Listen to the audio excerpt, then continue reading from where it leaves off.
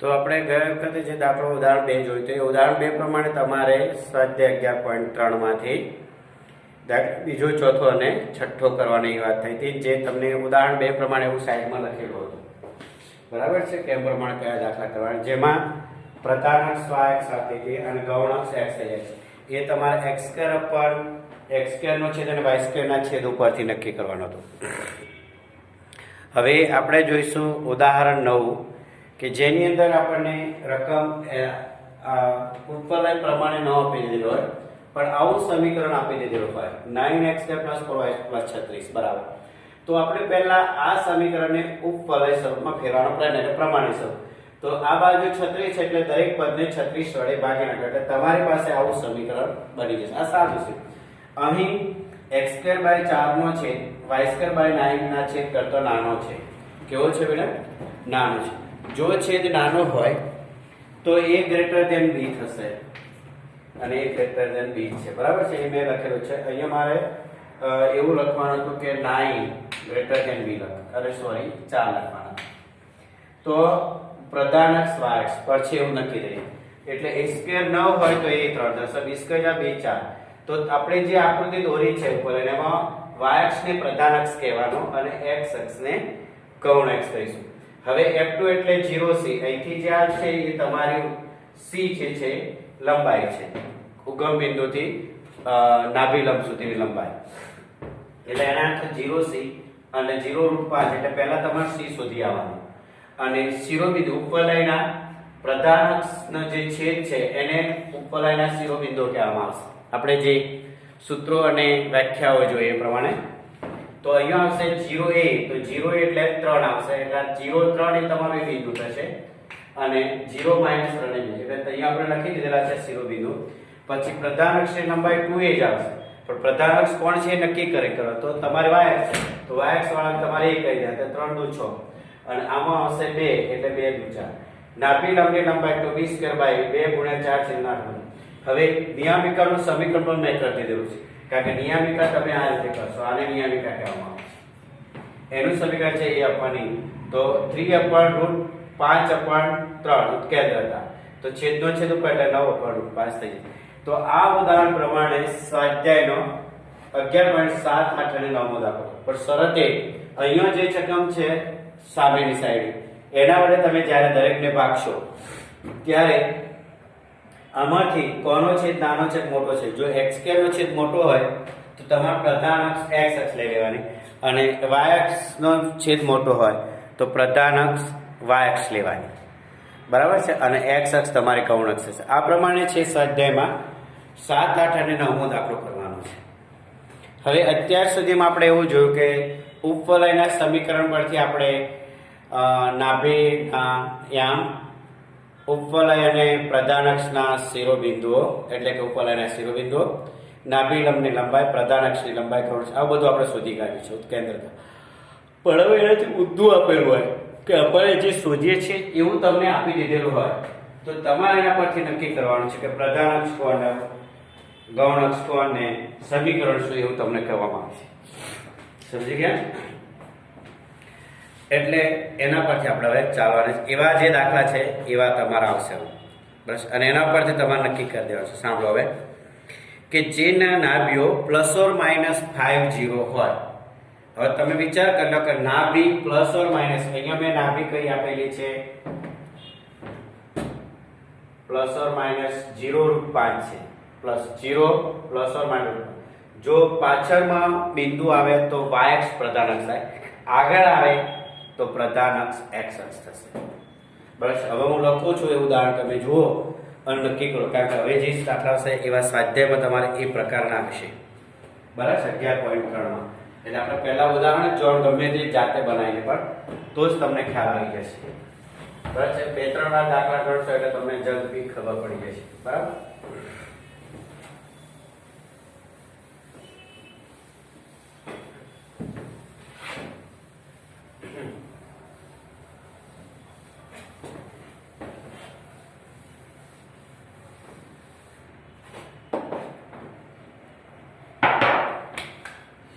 તો જોઈએ આપણે શું કહે છે કે જેને નાભીઓ ±5 હોય, ઉદાહરણ જેની નાભીઓ તમે જોઈ લો ±5 સમજી ગયા? તો આ x અક્ષ છે, આ y અક્ષ છે, તો તમે આના પરથી જ કહી શકશો કે પ્રધાન અક્ષ કોણ થશે, બરાબર? અને શિરોબિંદુઓ અહીંયા લખી દો, બરાબર? શિરોબિંદુ જેની નાભીઓ આ હોય અને જેના શિરોબિંદુઓ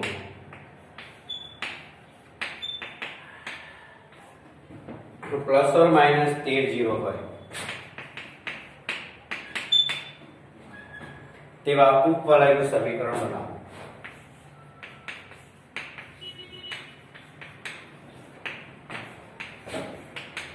જો તમે થોડુંક સમજી જાઓ તો જલ્દી તમારી પાસે આ વાક્યો સેટ થઈ જશે.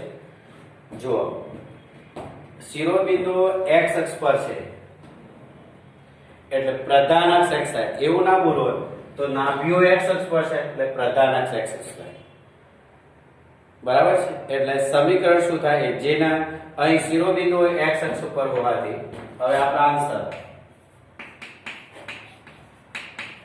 શિરોબિંદુ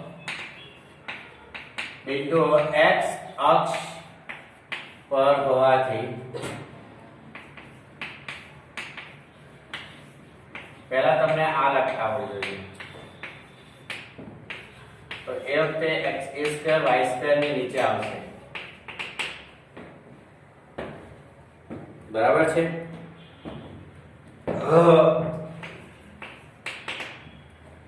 અને પ્રધાન અક્ષની લંબાઈ એ થશે, અર્ધ પ્રધાન અક્ષની લંબાઈ.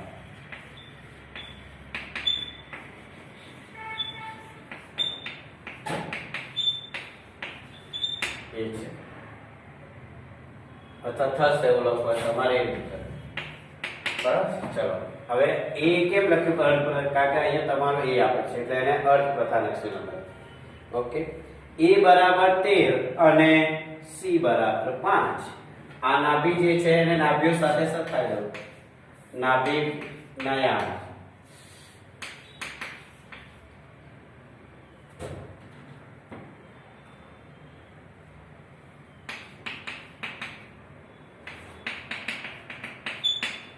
એને તમારે આની સાથે સરખાવવાનું. સમજીએ? આ પહેલું જોઈએ તમારે, એટલે તમને આના પરથી c મળી જશે. આ જોઈ લો. અને શિરોબિંદુઓ જે છે, અરે શિરોબિંદુઓ પર જોઈને હું લખું છું. તમે જેટલું શાંતિથી વિચારશો એટલું જલ્દી. શિરોબિંદુઓ ±a0. તો આપણે શું લખતા હતા? ±a0. તો એ બરાબર કેટલા મળી ગયા તમને? તો આના પરથી તમે b શોધી કાઢો અને b શોધીને સમીકરણ બનાવી દો. વાર્તા પૂરી થઈ ગઈ. આપણું સમીકરણ શું છે? c² બરાબર b² ને આ બાજુ લાવો,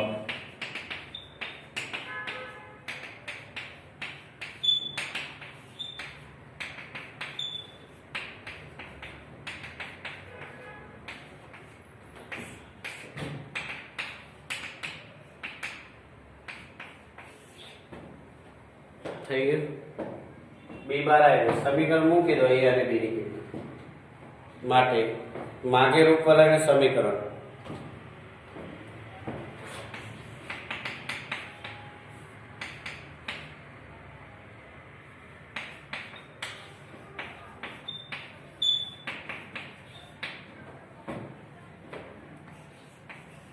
a સ્ક્વેર 13 નો સ્ક્વેર 169, y સ્ક્વેર 12 નો વર્ગ 144.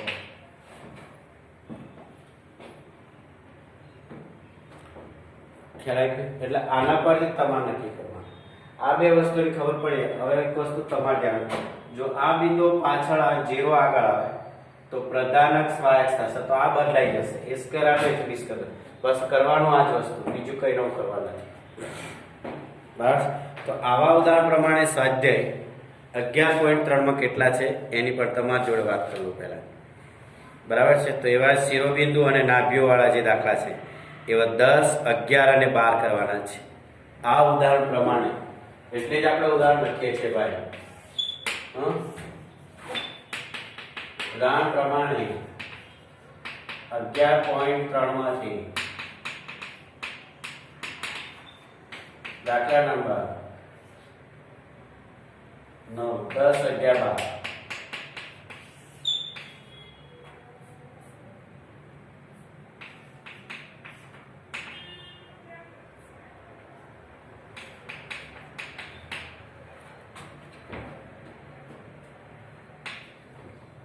બરાબર. એટલે તમે ઉદાહરણ જેટલું જોશો એટલું તમને ખ્યાલ આવશે કે આપણે આ રીતે કામ કરે છે. બરાબર. 10, 11, 12. હવે એવું જ બીજું ઉદાહરણ જોઈએ કે જેમાં તમને પ્રધાન અક્ષની લંબાઈ આપેલી હોય. પ્રધાન અક્ષ એટલે શું થાય? 2a. બરાબર છે. અહીંયા અર્ધ પ્રધાન અક્ષની લંબાઈ કેમ કરી છે ખબર છે? કારણ કે તમને આ જે આપેલો છે ને એ છે, એટલે અહીંયા અર્ધ પ્રધાન અક્ષની લંબાઈ લખવાની. બરાબર છે. અહીંયા 2a પ્રધાન અક્ષની લંબાઈ આપેલી હોય તો 2a લખવાનું. એ પછી તમને એ મળી જશે. અને નાભીઓ તમને આપી દીધેલી છે 0 પ્લસ ઓર માઇનસ. તો ઉપફલન શું? હવે એ પણ તમારી જોડે વાત કરી લઈશ. એવા જે દાખલા છે એની પણ આપણે વાતો કરી લઈશું. જેની પ્રધાન અક્ષની લંબાઈ 20 હોય. ઉદાહરણ 5. આ જે ઉદાહરણ કરે છે એ પ્રમાણે તમને સ્વાધ્યાયમાં દાખલા મળી જાય. તમારે ચેક કરો તો કરી લેજો. બરાબર છે. આ જે હું લખું છું એ પ્રમાણે જ હોમવર્ક તમારે કરવાનું છે. હવે ઉદાહરણ આપણે લખીશું 5. આપણને હવે આપશે પ્રધાન અક્ષની લંબાઈ. શું આપશે? પ્રધાન અક્ષની લંબાઈ એવું કહેવામાં આવે છે. તો જોઈએ.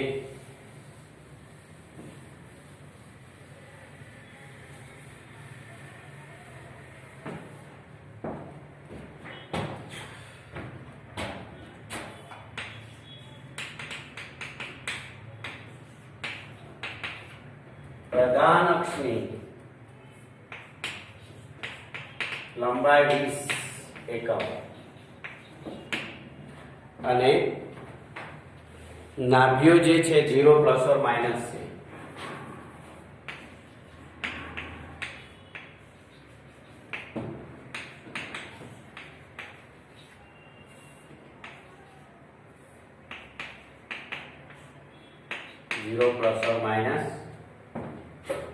-5 હોય તેવા ઉપવલયનું સમીકરણ મેળવો. હવે તમે અહીંયાથી નાભી ઉપરથી જોઈ શકો છો કે પ્રધાન અક્ષ ઉપર નાભી કઈ છે? 0 પ્લસ ઓર માઇનસ 5. તો નાભીઓ y અક્ષ પર છે તો પ્રધાન અક્ષ y અક્ષ થશે. આ રીતે જોવાનું. નાભીઓ y અક્ષ પર હોવાથી પ્રધાન અક્ષ y અક્ષ છે. આની પર લખવાનું તો ત્યાં મારો ઉપર આવો.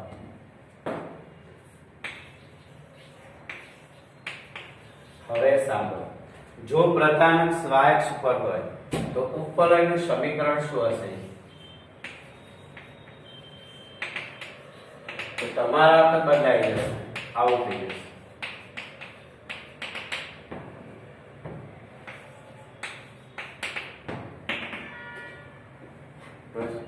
હવે નાભી પ્લસ ઓર માઇનસ 5 એટલે શું થશે?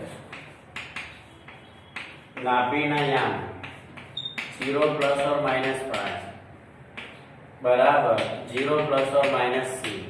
માટે c બરાબર કેટલા મળશે આપણને? 5.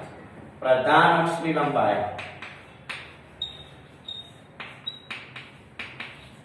2a બરાબર 20 માટે a બરાબર કેટલા મળી જશે? 10. સમીકરણ c square a square minus b square b square a square minus c square 10 નો વર્ગ ઓછા 5 નો સ્ક્વેર 100 માઇનસ 25 75 માટે b બરાબર plus or minus 3 5 root 3 plus or minus 5 root 3 મળશે. અને ડાયરેક્ટ બી સ્ક્વેર રાખો તો બી ચાલશે. હવે માંગેલ ઉપરલાઈનનું સમીકરણ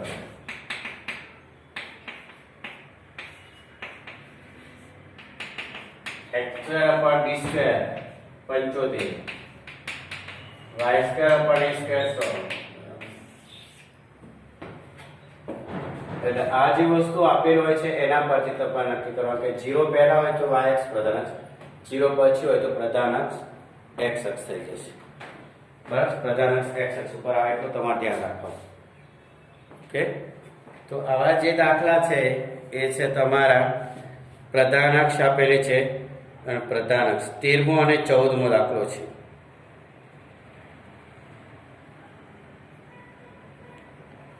ના, આજે મેં પ્રધાન અક્ષની લંબાઈને તમને જે આપેલો છે એ જે દાખલો છે, એવા જે દાખલા છે એ 15 અને 16 આવશે. કે આવશે 15 અને 16મો દાખલો આવશે. ધ્યાન રાખજો, હું લખું છું આ ઉદાહરણ પ્રમાણે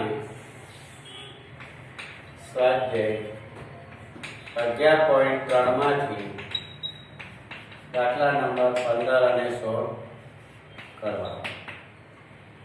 ઓકે, હવે જે વચ્ચેના તમને એવું લાગશે વચ્ચેના દાખલા બાકી, તો વચ્ચેના દાખલાનું ઉદાહરણ હું જાતે લખી નાખીશ કે જેમાં પ્રધાન અક્ષના અંત્ય બિંદુ એટલે a અને b આપેલા હોય, અને પ્રધાન અક્ષના અંત્ય બિંદુ એટલે 0a અને 0 માઇનસ a. હવે તમારું લખવાનું કે પ્રધાન અક્ષના અંત્ય બિંદુ 0 પ્લસ ઓર માઇનસ a છે કે પ્લસ ઓર માઇનસ a 0 છે. જો પ્લસ ઓર માઇનસ 0 એ હોય તો પ્રધાન અક્ષ y અક્ષ થશે, અને જો પ્લસ ઓર માઇનસ a એના શિરોબિંદુ હશે તો પ્રધાન અક્ષ x અક્ષ થશે. ઓકે, તો આપણે જોઈ લઈએ. અને પ્રધાન અક્ષના અંત્ય બિંદુઓ છે પ્લસ ઓર માઇનસ 30 અને ગૌણ અક્ષના અંત્ય બિંદુઓ છે 0 પ્લસ ઓર માઇનસ b. બરાબર છે, તો તમારી પ્રધાન અક્ષ x અક્ષ થશે અને ગૌણ અક્ષ y અક્ષ થશે. પ્રધાન અક્ષ કઈ થશે? x અક્ષ, અને ગૌણ અક્ષ થશે y અક્ષ થશે. બરાબર, સમજાઈ ગયું?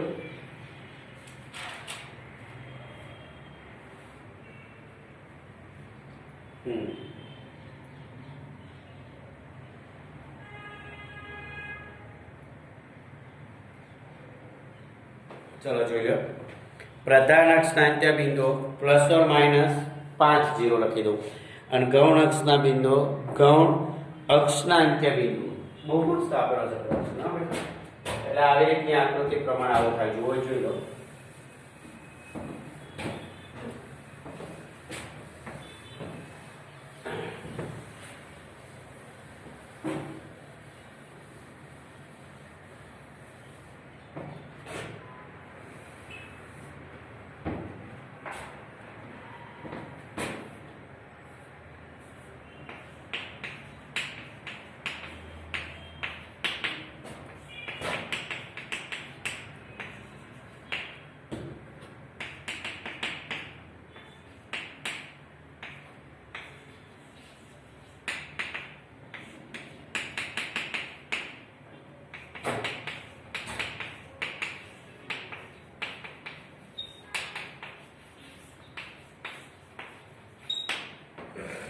બરાબર, તમે જોઈ શકો પ્રધાન અક્ષના અંત્ય બિંદુ કયા છે? 5 0 છે.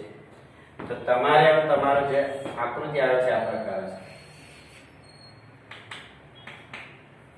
સમજી ગયા? આ તમારી પ્રધાન અક્ષ થઈ જશે.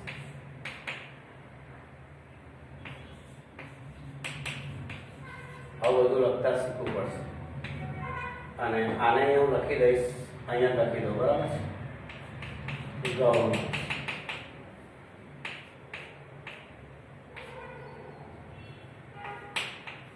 હવે સાંભળો, આ x છે ને આ y છે, x y સાંભળેલો હોય. આ બંનેનો ઉગમ બિંદુ છે. હવે અહીંયા જે છે એ બિંદુ તમે આપી દીધેલા છે પ્લસ ઓર માઇનસ, એટલે અહીંયા હું b લખીશ, જે મારી પાસે -5 0 છે. હું અહીંયા એ લખીશ 5 0 છે. યસ, અને ગૌણ અક્ષના અંત્ય બિંદુ એટલે આ બિંદુ અહીંયા, આ બિંદુ c છે, જે 0 આપણે b લખીએ છીએ, એટલે કે બરાબર 0 3. બરાબર છે, અને અહીંયા લખીશું d 0 - b એટલે કે 0 માઇનસ 3 બસ આટલું ખબર પડી જાય. આ એ 0 છે ના ખબર પડે અને આ જે છે એ આપણો b માઇનસ એ 0 છે બસ. તો તમે જોઈ શકો છો તમને a અને b મળી જાય છે ને.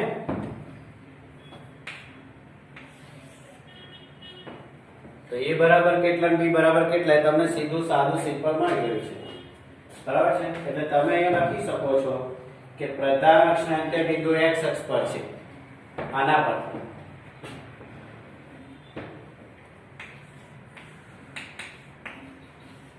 પ્રધાન અક્ષના અંત્ય બિંદુઓ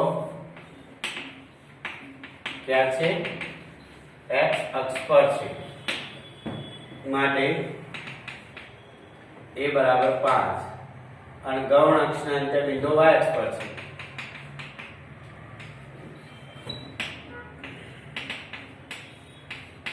અંત્ય બિંદુ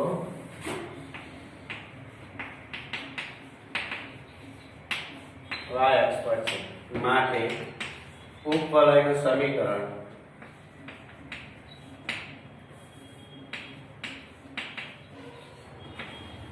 x square upon a square plus y square upon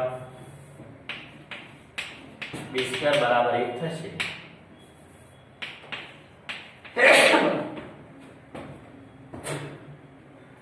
બરાબર કેવો તો મૂકેલો માગે ઉપવલયનું સમીકરણ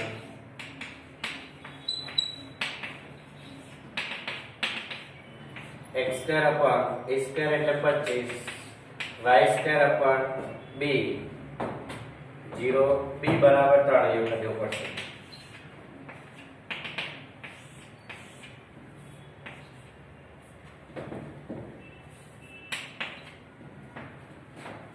ठीक x square upon 25 y square upon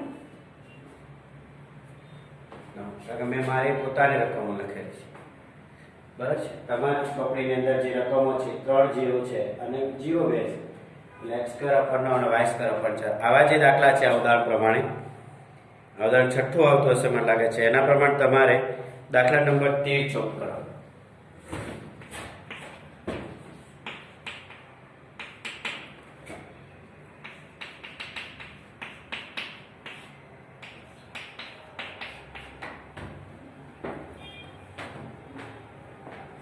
અહીંયા તમારે નાભી મેળવે તો થઈ શકે હો. એટલે તમારી પાસે a અને b છે એટલે નાભીના અહીંયા મળી શકે. આ f2 છે f1 મળી શકે. બરાબર છે. c બરાબર √ a square minus b square 25 માં 9 જાય 16 16 નો વર્ગ 4 માઇનસ 4 0 પ્લસ 4 0 c મળી જાય તો કેન્દ્રતા e પણ મળી જાય c અપન a. સમજી ગયા? e હવે તમારી પાસે e બરાબર c અપન a પણ તમારી પાસે થઈ જશે. ઓકે. હવે છેલ્લા જે દાખલા છે એની વાતો કરી લઈએ કે નાભીઓ +or-3 0 અને e બરાબર 4 આપી દીધા. બરાબર છે. નાભી એટલે c આપેલો છે અને e આપેલો છે તો c અને a ઉપરથી શું મળી જશે તમને? b મળી જશે એટલે સમીકરણ મળી જશે. બરાબર છે. પહેલા તમે આના પરથી નાભી c છે અને a બરાબર 4 છે તો નાભી c હોય અને e બરાબર 4 હોય તો તમને શું મળી જશે?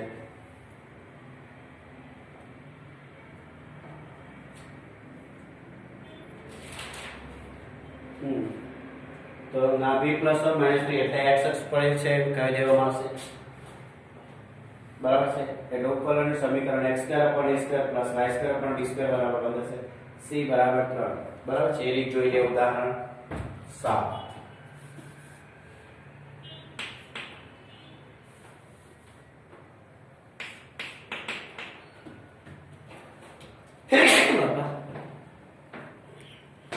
નાભીઓ તમારે જે રકમ છે એમાં આપણે બદલી લખીશું એટલે મારે મારું ઉદાહરણ થઈ શકે.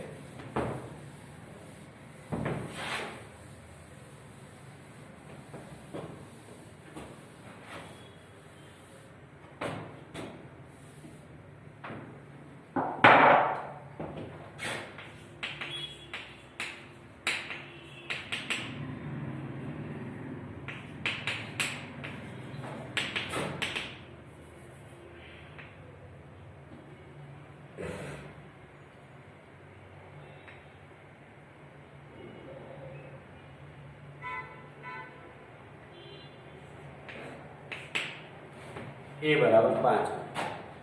હવે તમને ખબર પડે કે નાભી ક્યાં આવેલી છે? નાભીઓ x અક્ષ પર હોવાથી પ્રધાન અક્ષ x પર બને એવું લખાય.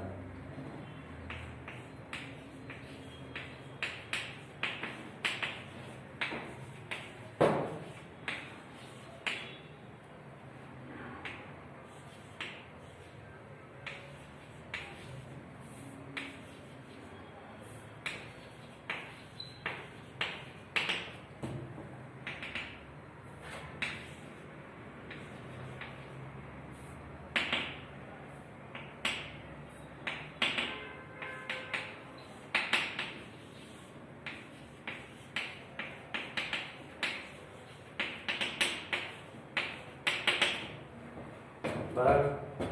તો આ નાભી એટલે શું કહેવાશે? C બરાબર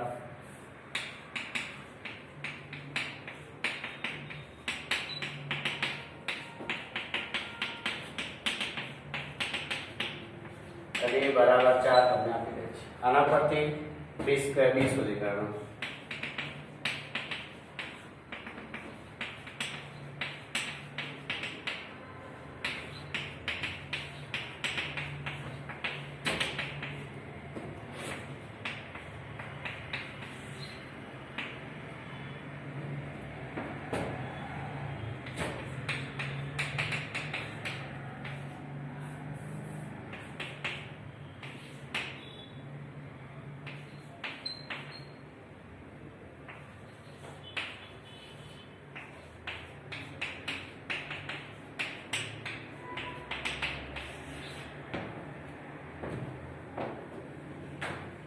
બરાબર છે. દાખલા તમારો 17મો દાખલો થઈ જશે. કઈ થશે? 17મો દાખલો તમારો થઈ જશે. બરાબર. 18માં તમને b અને c આપેલા છે. ઉગમ બિંદુ આપી દીધું છે. c અને પરથી a² સુધી કાઢો એટલે તમને ખબર પડી જશે. એ 5 આવશે એટલે પ્રધાન અક્ષ x અક્ષ એવું લખી દે. બરાબર. કેન્દ્ર ઉગમ બિંદુ પ્રધાન અક્ષ y અક્ષ અને બિંદુઓ 3, 2 અને 1 સેકન્ડ પસાર થતી હોય છે. એ તમારું સમીકરણ. એ દાખલો આપણે ખબર પડશે 19 માં. એટલે આ પ્રમાણે તમારે 17, 18 બે કરી દેવાના. કયા કરી દેવાના છે?